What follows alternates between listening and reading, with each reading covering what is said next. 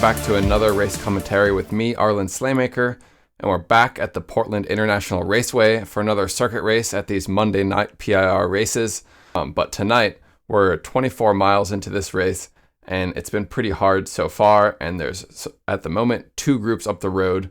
Unfortunately, I missed both of them because I was pretty active early on the race, and these groups got away with some of the strongest riders, and I was not in the groups, which meant that I was caught chasing, which is not where I wanted to be. Unfortunately, instead of people helping out in the chase, I have to do a lot of the work because most of the teams have a teammate up front, except for us on Team Oregon.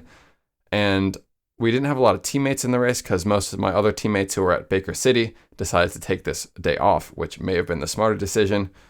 Either way, I'm out here and I'm having to chase these people back in addition to trying to chase down the groups up the road. But I'm going to fast forward now because I'm just on the front for a while. I get a little help from Dennis here in front of me.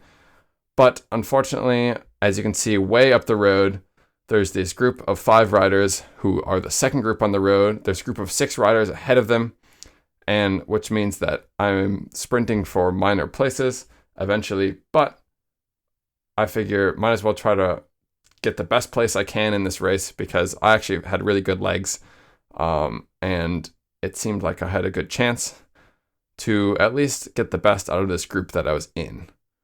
So I skipped ahead. We're now at 27.5 miles, maybe another 1.5 laps to the finish, so another 2-3 miles. And we've been going pretty slow for a bit. No one else chased besides me. So eventually I stopped chasing and just sort of gave up. So I decided I'm going to not wait for the field sprint. A lot of these people have been waiting and are super fresh. So I send a slingshot attack on the left side, coming by the front with 30 miles an hour. Previously, we'd just been going 20. So I'm going like 10 miles an hour faster than everyone else. And get by. I'm on the front for a while solo. And eventually some people catch up to me and pull through to take some pulls. There's these 2 riders from the Forza team with the yellow kit, and behind me there'll be a few more riders coming up.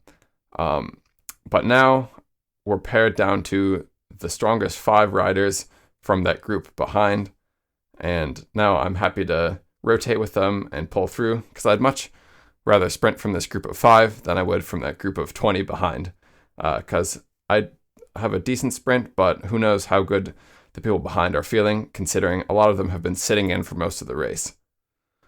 So we rotate around, and we're coming up to 1/2 lap to go, and I've conveniently slotted in the 5th position, which may be too far back, except for the Forza team has 2 riders, so I know that one of them on the front is going to keep it faster for the other rider, so I think it's fine to sit on the back of their team and just wait for them to go in the sprint.